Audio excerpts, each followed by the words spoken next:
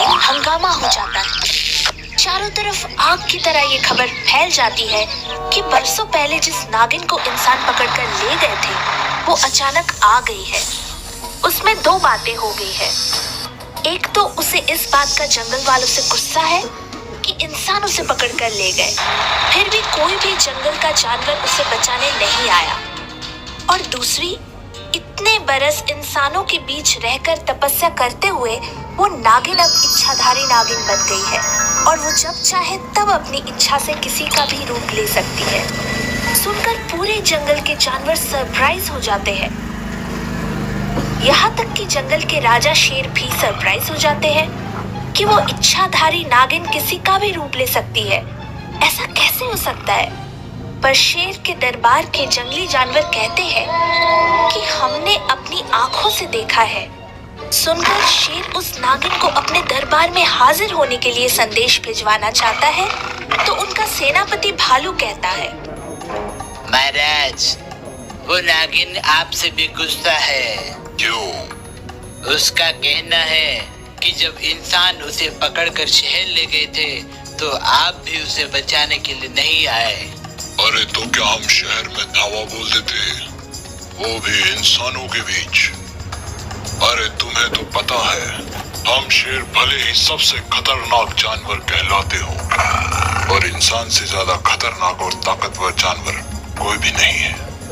हम इंसानों से कैसे पंगा ले सकते थे? ये बात तो उसे समझानी पड़ेगी महाराज।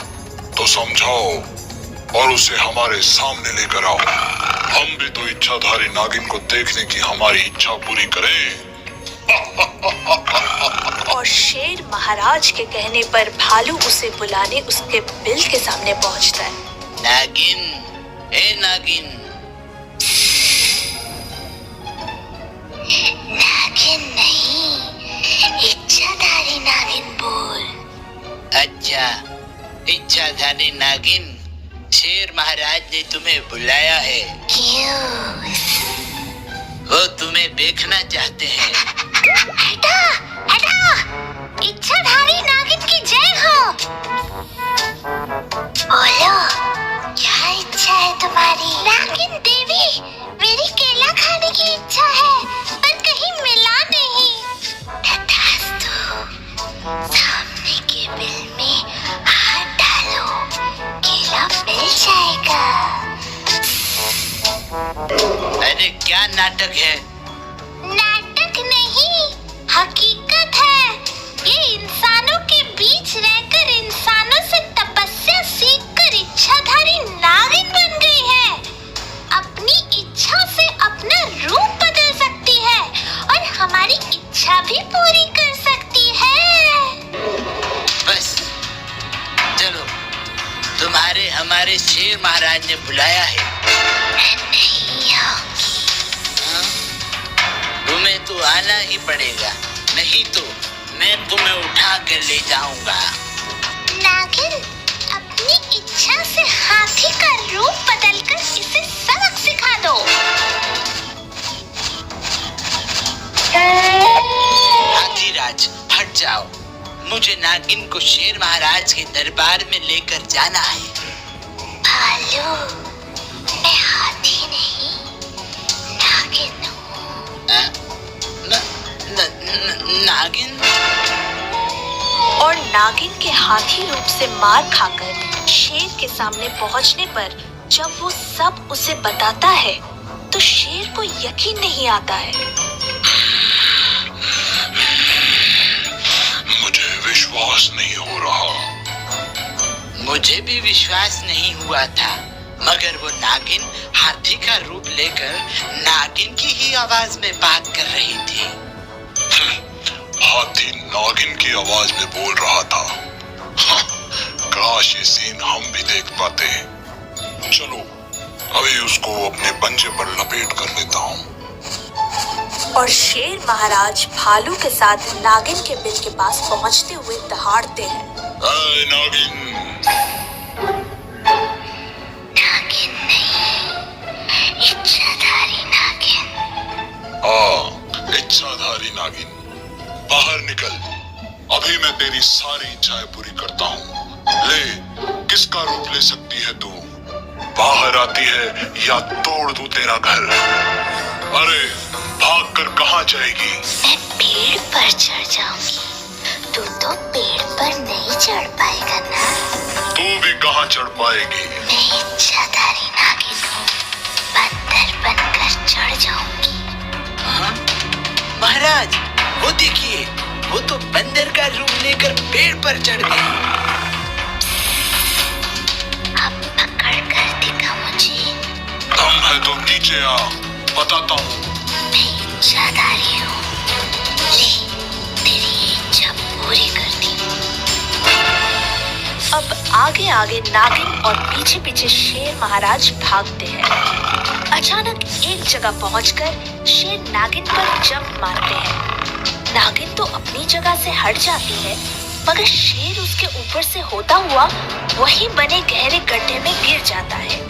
ये देख ऊपर से नागिन उसे देखकर फुफकारती है। नीचे से शेर गड्ढे से बाहर निकलने की कोशिश करता है, पर निकल नहीं पाता है। अचानक शेर देखता है कि फुफकारती हुई नागिन की जगह एक खतरनाक शेर खड़ा है। उसे देखते ही, अरे तुम कौन हो? पहले तो कभी तुम्हें इस जंगल में नहीं देखा। मैं नागिन हूँ मूर्ख। अपनी इच्छा शक्ति से मैं शेर के रूप में आ गई हूँ। अब तू यही मर, मैं तेरी जगह इस जंगल में राज करूंगी। और दहाड़ता हुआ शेर बनी नागिन वहां से चली जाती है। शेर बेचारा गड्ढे में कैद उसे देखता रह जाता है। अब वो अपने आप पर पछताता है कि क्यों उसने ये जानते हुए भी कि नागिन इच्छाधारी है, किसी का भी रूप ले सकती है, उससे पंगा ले लिया। अब तो उसका राजपाट भी गया। उसके सारे साथी नागिन के जय जयकार करेंगे। वो बेचारा रोने लगता है। तभी अचानक गड्ढे के मुहाने पर भालू, लकड़बग्घा, सियार आते हैं। महाराज, अरे तुम लोग, आप निराश मत होइए महाराज, हम आपको बचाने आए हैं। और वो सभी एक दूसरे की टांग पकड़कर रस्सी बनकर गड्ढे में लटके और शेर उनकी टांग पकड़कर रस्सी की तरह ऊपर की ओर चढ़कर निकल आया। बाहर आकर सभी ने मीटिंग की। शेर भालू की बात सुनकर सियार ने कहा, एक काम करते हैं, हम नेवले भाई से कहकर नागिन को पकड़ लेते हैं, फिर देखते हैं वो किसका रूप लेती है और क्या करती है। और उन्होंने नेवले की मदद से अपने दिल के अंदर जा रही नागिन को अचानक पकड़वा लिया। नेवले ने उसे अपने मुंह में दबोच लिया। ये देखते ही नागिन छटपटाने लगी, अपने आप को छुड़ाने की कोशिश करने लगी, पर छुड़ा नहीं पाई। तभी शेर, भालू, सियार वहाँ आते हैं। उसे छटपटाते देख सियार कहता है, क्यों छटपटा क्यों रही हो? तुम तो इच्छाधारी नागिन हो। नेवले को पकड़ने वाले सपेरे का रूप लेकर अपने आप को छुड़ा लो। जब कोई मुझे मुंह में पकड़ कर रखता है तो मैं रूप नहीं ले सकती। तब तो अच्छा है नेवले भाई, तुम इसे मुंह में ही दबाकर मार दो। कम से कम हम इसकी इच्छाओं से शिकार होने से बच जाएंगे। नहीं नहीं, मुझे छोड़ दो, मुझे बचा लो। अरे मैं इच्छाधारी नागिन नहीं हूँ। क्या तुम इच्छाधारी नागिन नहीं हो? तो फिर वो मुझे मारने वाले हाथी का रूप और वो पेड़ पर बंदर का रूप लेकर कैसे चढ़ गई थी तुम? और शेर का रूप लेकर मेरे सामने कैसे आ गई थी तुम? अरे वो तो मेरी चाल थी। इंसानों के बीच रहकर मैंने ये सारे पैतरे सीखे थे। वहीं रहकर मैंने इच्छाधारी नागिन के बारे में सुना था। पर तुम रूप कैसे बदलती थी? ये रूप नहीं बदलती थी शेर महाराज।